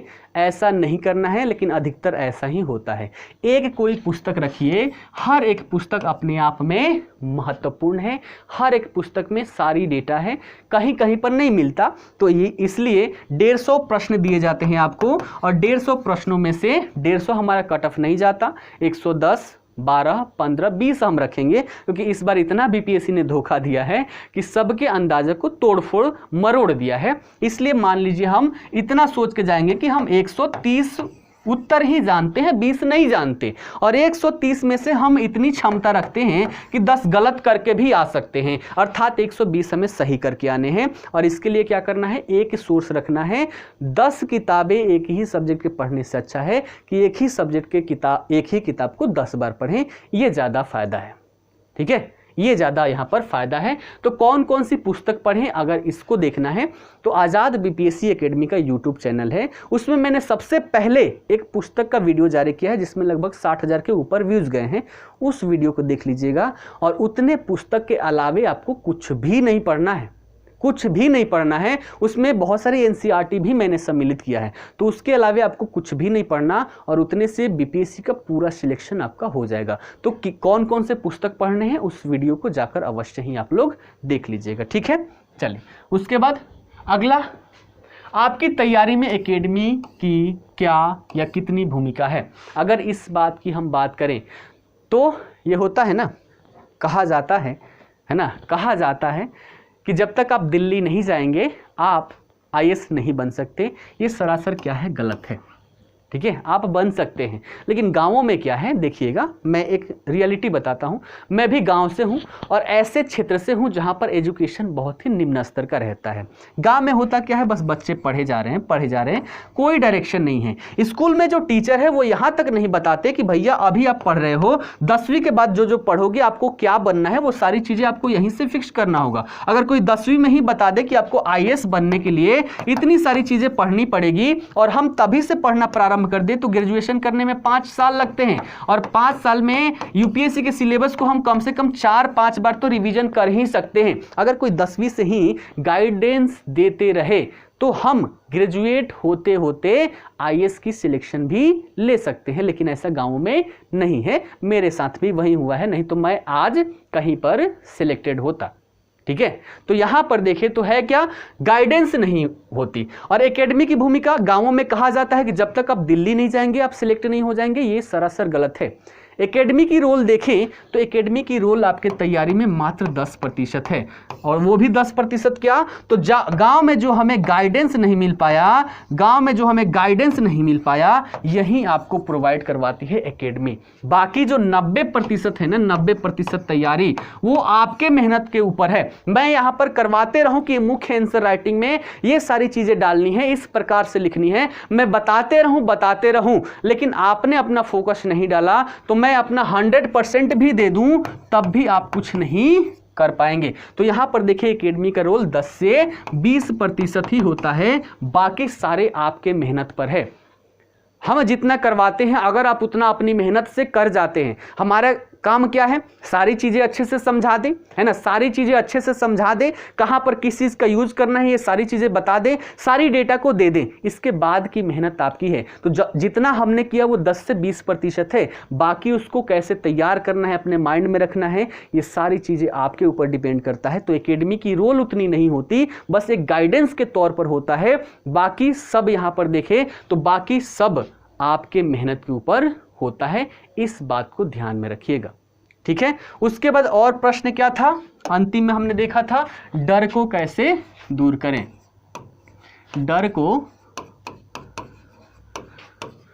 कैसे दूर करें, ठीक है ना। तो उस टाइम क्या बोला था, आंसर क्या था मेरा, माउंटेन ड्यू। डर के आगे जीत है, इससे कुछ नहीं होगा। डर क्यों लगता है, जब हम किसी भी चीज़ का सामना नहीं करते हैं, बस उसके बारे में सुनते हैं, तो ऐसी स्थिति में हमें डर लगता है। जैसे बचपन में कहानी सुनाई जाती है कि शेर आएगा तो तुम्हें खा जाएगा, है ना, शेर आएगा तो तुम्हें खा जाएगा। इससे हमारे मन में डर बैठा रहा कि शेर आएगा तो खाएगा, उसका काम ही है खाना, अर्थात हम मर जाएंगे, डर बैठा हुआ है। लेकिन जब शेर सामने आएगा ना तो आप डर के भागेंगे नहीं, उस समय आप अपनी प्रतिरक्षा के लिए क्या करेंगे, उसको मारने का प्रयास करेंगे, और ऐसे में होगा कि शेर वहां से भाग जाएगा, तो डर क्या हो जाएगा, समाप्त हो जाएगा। एग्जाम से जो डर लगता है, डर कब लगता है, डर यही होता है माइंड में कि क्या प्रश्न पूछेगा, हम उसको सॉल्व कर पाएंगे नहीं कर पाएंगे। इस डर को खत्म करने के लिए क्या है, जितना भी सिलेबस है, सिलेबस को आप तैयार करके जाइए ना। कहां से पूछेगा भैया, कहीं से पूछ लो, किसी बात का डर नहीं है, कहीं से भी पूछ लो, हम उत्तर देने के लिए सक्षम हैं।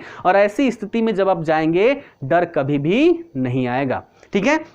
उसके बाद अगला क्वेश्चन है भूले कैसे नहीं है, जो भी हम पढ़ रहे हैं उसको हम भूल रहे हैं, कैसे ना भूलें। तो आप सभी को पता है मनुष्य का जो मस्तिष्क है इस पर रिसर्च किया गया है, और रिसर्च करने में ये पाया गया है कि मनुष्य अभी जो पढ़ता है 24 घंटे में उसका 80% भूल जाता है ना। जो भी आप पढ़ेंगे 24 घंटे में 80% भूल जाएंगे, मात्र 20% ही रहेगा। इसलिए कार्य क्या है कि आज आपने जो भी पढ़ा, कल अगली टॉपिक को पढ़ने से पहले इसी टॉपिक को आप क्या कर ले, दोहरा ले। अगर आप ऐसा कर लेते हैं, आज हमने पढ़ा मान लीजिए बिहार का इतिहास, तो कल हमें भूगोल पढ़ने से पहले उसी बिहार के इतिहास को अगर हमने पढ़ लिया तो क्या हो गया, नहीं पढ़ा तो क्या था, हमने जितना पढ़ा 80% भूल गया, है ना।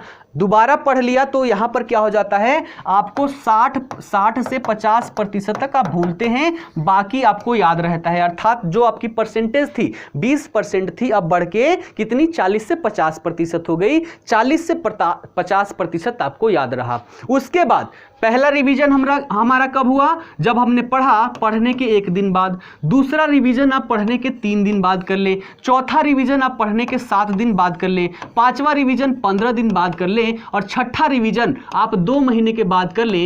इतना अगर कर लेते हैं तो जीवन में उस चीज को कभी आप नहीं भूलेंगे। इतनी बार पढ़ना तो कंपलसरी है, क्योंकि मनुष्य का जो मस्तिष्क है वो भूलना जानता है, कंप्यूटर नहीं है कि हमने उसमें स्टोर कर दिया। क्योंकि दिमाग जो है ना, दिमाग में 2 पार्ट होते हैं, एक होता है विजुअल, वहां पर सेव होते हैं, और दूसरा होता है जो हम पढ़ते हैं, है ना, रैम रोम की तरह हम समझ सकते हैं। तो अगर इतना ना भी पढ़ना हो तो आप कैसे पढ़ें, ध्यान दीजिए, कैसे पढ़ें ध्यान दीजिए। मैं कैसे पढ़ता हूं, मैं जो भी पढ़ता हूं, जैसे मूवी में, एक मूवी अगर आप देख लेते हैं तो एक मूवी मान लीजिए शोले कब आया था, हमारे जन्म के आसपास आया होगा, डेट तो मुझे कंफर्म पता नहीं। जब हम 5-6 साल के थे या 10 साल के थे तब हमने शोले देखा, है ना। उसमें हमने बसंती को भी देखा, जय को भी देखा, बीरू को भी देखा, है ना। उसके बाद ठाकुर को भी देखा, उसका हाथ कैसे कटा, सारी सीनें याद है। अगर हम ठाकुर के बारे में सोचते हैं तो हमें यह याद रहता है कि गब्बर के द्वारा उसकी हाथ काट दी जाती है ना। फिर हाथ कटने के बाद भी वो संघर्ष करते रहता है ना। अपने जूते से मारता है, पैर से उसको मारता है और अभी भी मारने की क्षमता अपने मन में रखता है। ये सारी चीजें कैसे याद है? क्योंकि हमने जो भी मूवी देखा वो हमारे दिमाग के उस हिस्से में गया जिसमें जाने के बाद हम कभी भूल नहीं सकते, और इसमें हम पिक्चर के माध्यम से जो भी डालते हैं वो कभी नहीं भूलते। अब जो यहाँ पर पढ़ रहे हैं उसको आप अपने माइंड में कैसे पिक्चर क्रिएट कर लेते हैं ये आपके ऊपर है। अगर ये टेक्नोलॉजी सीख गए, जीवन में कभी दोबारा नहीं पढ़ना पड़ेगा। जैसे मैं इतिहास पढ़ता हूं, है ना, मान लीजिए यहां पर हम पाषाण काल की बात करें तो पाषाण काल में हम क्या पढ़ते हैं? मानव जो था प्रारंभिक स्थिति में क्या था? नंगे धड़ंगे घुमा करता था, प्रकृति में ऐसे ही रहता था। फिर धीरे धीरे वो अपने आप को बचाव के लिए गुफाओं में रखना स्टार्ट कर दिया, पेड़ों पर रहना स्टार्ट कर दिया। तो ये माइंड में मुझे दिख रहा है कि नंगा घूम रहा है ना। उसके बाद खाने के लिए वो प्रयास कर रहा है, तो खाने का प्रयास करने के दौरान उसने एक बार पत्थर का प्रयोग किया। मान लो कोई जानवर उसको पास आया, उसको खाने के लिए वो डर गया, डरने के साथ ही उसके हाथ में क्या आया? एक पत्थर आया, पत्थर को उठा के मारा उस जानवर को, उस जानवर की मृत्यु हो गई। अब उसको क्या पता चला? मजा आ गया।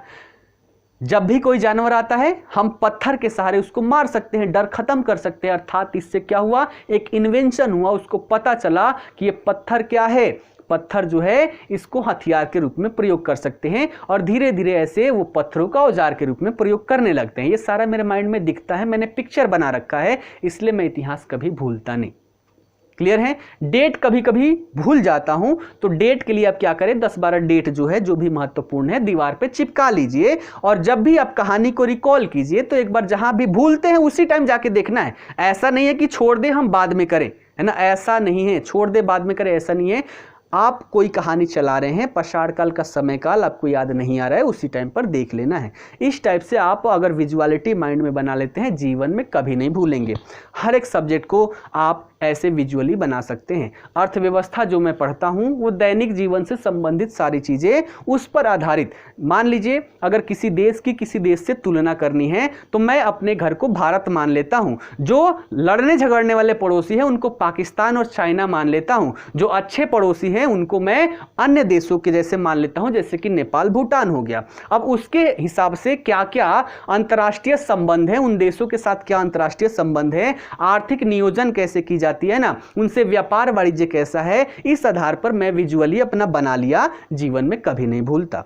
जीडीपी निकालना है तो हमने एक दुकान को या फिर ठेले वाले को ले लिया जो सब्जी बेचता है, उसके पास बहुत सारे सामान है, हर एक सामान को हमने एक एक कैटेगरी में बांट दिया, है ना। तो वहां पर कुछ उसकी लॉसेज होती है, वो सामान लाता है, बेचता है, अर्थात लाना यानी कि आयात किया, बेचना यानी कि सेल किया, निर्यात भी करता है, तो उस पर आधारित मैं सारी चीजें विजुअली सेट कर लेता हूं, जीवन में कभी नहीं भूलता। तो ये टेक्नोलॉजी अगर आप पढ़ लिए, ये टेक्नोलॉजी सीख लिए, तो जीवन में कभी दोबारा पढ़ने की आवश्यकता नहीं होगी, क्योंकि जो हम पढ़ रहे हैं किस में सेव कर रहे हैं? उस दिमाग के हिस्से में सेव कर रहे हैं जो विजुअली होता है, और ये कभी नहीं भूलती, तो हम इसमें सेव कर ले, ना कि इसमें। और जो पढ़ते हैं हमारा इसमें जाता है, इसलिए हम क्या करते हैं? भूलते रहते हैं। तो इस आधार पर अगर आप तैयारी करते हैं तो कभी नहीं भूलेंगे। ठीक है, ये सारे हमारे प्रश्न हो गए। इसके अलावा और कुछ प्रश्न आता है माइंड में तो बताएं। हिमांशु जी बोल रहे हैं कि मैं सब कुछ छोड़कर बीपीएससी में लग गया हूं, लेकिन मन में डर रहता है, अगर बीपीएससी नहीं हुआ तो क्या होगा? भविष्य की चिंता से कैसे दूर रहूं? देखिए, कोई चीज़ अगर आप ईमानदारी से करते हैं तो भगवान भी चाहेंगे कि वो चीज़ आपको दे दे। अगर आप अच्छे से तैयारी करते हैं, अच्छे रणनीति के साथ तैयारी करते हैं, ये बीपीएससी है, कुछ रोड़े आते हैं, हर अच्छा कार्य करने में कुछ रोड़े आते हैं। जैसे एक कहावत है ना, कि तेते पाव पसारिए जेते लंबी सौर। मैं इसको नहीं मानता, है ना, मैं इसको नहीं मानता। क्यों? क्योंकि यहाँ पर कहा गया है कि चादर उतनी है जितनी है, उतने ही पैर फैलाइए। इतने पैर फैलाने का मतलब हुआ, एक शब्द आपने सुना होगा, औकात। औकात क्या होती है? जो हमसे नहीं हो सकता, है ना, वो हमारे होने से जो बाहर की चीजें हैं उसे हम बोलते हैं औकात के बाहर की, और जो औकात में ही रह जाता है वो जीवन में उसी स्तर पर बने रहता है जिस स्तर पर वो बचपन से है। तो अगर आपको कुछ बड़ा करना है तो अपने औकात को पार करना पड़ेगा। अगर आप में ये क्षमता नहीं है, हर कोई बोल रहा है कि तुम्हारी औकात में नहीं है बीपीएससी को करना, आप इसको पॉजिटिविटी में लीजिए और अपने औकात को बढ़ाइए, है ना, अपने औकात को बढ़ाइए। उस औकात को बढ़ाने के लिए जितना मेहनत करना हो उतना मेहनत कीजिए। कैसे नहीं बीपीएससी होगा और कैसे हम अपने औकात को पार नहीं करेंगे, ये भी चैलेंज लेके देख लीजिए। एकदम 100% गारंटी देता हूं कि आप यहां पर सफल होंगे। ठीक है, तो जो औकात है ये चादर जितनी है ना, ये मत सोचिए कि हम पैर उतना ही फैलाएं। आप सोचिए कि पैर हम जितना फैला सके फैला लें। चादर छोटी होगी तो दूसरी चादर हम खरीद लेंगे, या दूसरी चादर छोटा लेके हम उसमें जोड़ के और चादर बड़ा बना लेंगे, लेकिन पैर हम फैलाएंगे। जब ऐसी सोच रखेंगे ना, तभी जो देश के जो टॉप लोग हैं ना, उन टॉप लोगों में आप सिलेक्ट हो पाएंगे। अन्यथा की स्थिति में अगर आप आपके घर वाले लेबर का कार्य कर रहे हैं, है ना, तो आपका भी सोच कहां तक है कि हम आगे बड़े होकर लेबर के रूप में कार्य करेंगे। ये क्या है? आपकी औकात। लेकिन जब इस औकात को पार करेंगे, है ना, कुछ नया कर देंगे, तो कहा जाएगा कि आपने अपने औकात को पार कर लिया है। तो ऐसे मोटिवेशन रखिए ताकि आपको कभी भी डर ना लगे। और डर की बात कब आती है? जब हमारी तैयारी अच्छे से नहीं होती है। तो तैयारी आप अच्छे से रखें, तैयारी अच्छे से रखें, डर कभी भी नहीं लगेगा। और सही डायरेक्शन में तैयारी करेंगे, बीपीएससी भी नहीं रोक पाएगी आपका सिलेक्शन होने से। इस बात को ध्यान में रखिएगा। ठीक है, चलिए, और कोई प्रश्न है?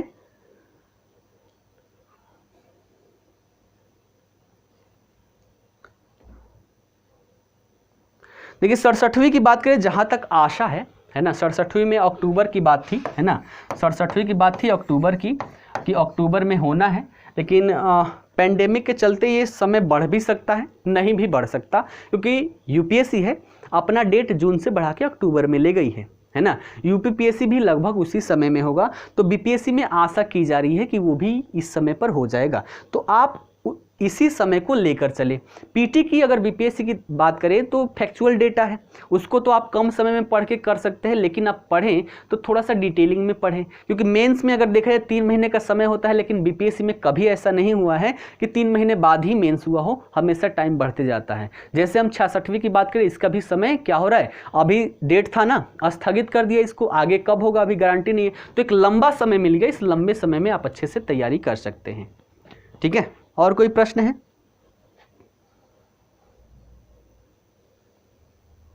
पेपर 2 में प्रॉब्लम है, सुझाव दीजिए। पेपर 2 में कहां पर प्रॉब्लम है? आप कक्षा में, जब हमारी कक्षा प्रारंभ होगी तब वहां से बोलिएगा। कल हम क्या करेंगे ये सुन लीजिए। आज हमने क्या कर लिया, आज हमने पूरी रणनीति पर चर्चा कर ली कि बीपीएससी की तैयारी कैसे करें। कल हम बहुत सारे प्रश्नों को बिहार स्पेशल से संबंधित उसका श्रृंखला लेकर आऊंगा मैं, कि बीपीएससी से संबंधित कैसे कैसे प्रश्न पूछे गए हैं। कल भी 1-1.5 घंटे की कक्षा होगी, हर एक प्रश्न पर डिटेल में चर्चा किया जाएगा कि ये कहाँ से पूछा गया है, क्यों पूछा गया है, इसका उत्तर क्या होगा। तो कल की कक्षा होगी, और बाकी हमारी कक्षा जो होगी वो मंडे टू फ्राइडे चलेगी। और प्रॉपर जो हमारी कक्षा है, जो बिहार स्पेशल से प्रारंभ होगा, वो मंडे से होगा। ठीक है, तो मंडे से हम पहले बिहार का इतिहास प्रारंभ करेंगे, फिर भूगोल, फिर बाकी जितने भी सब्जेक्ट है वो सारे हम वहां पर करेंगे। ठीक है, तो कल भी आप सभी को उपस्थित होना है, वो भी बहुत सारे महत्वपूर्ण हैं। लगभग 5 से 7 सालों में जितने प्रश्न पूछे गए हैं बिहार स्पेशल से, एक साल में देखें तो 25 से 35 के आसपास प्रश्न पूछे गए हैं। कभी कभी ऐसा भी हुआ है जब केवल 10 प्रश्न पूछे गए हैं। तो उन सभी प्रश्नों को हम लेंगे, फिर उससे हम निचोड़ निकालेंगे कि किस किस टॉपिक से ज़्यादा प्रश्न पूछे गए हैं, और उस टॉपिक पर हम ज़्यादा फोकस करेंगे। साथ ही साथ जो टॉपिक हम करेंगे मंडे से, तो जो भी टॉपिक करेंगे वहां से क्या प्रश्न पूछे गए हैं पीटी में, क्या मेंस में, उन सब की चर्चा करेंगे। मेंस में अगर प्रश्न पूछा गया है तो उसका उत्तर कैसे होना चाहिए, उसकी भी चर्चा हम मंडे से करते हुए चलेंगे। ठीक है, तो आप सभी लोग कितने लोग सहमत हैं इससे एक बार बताएं।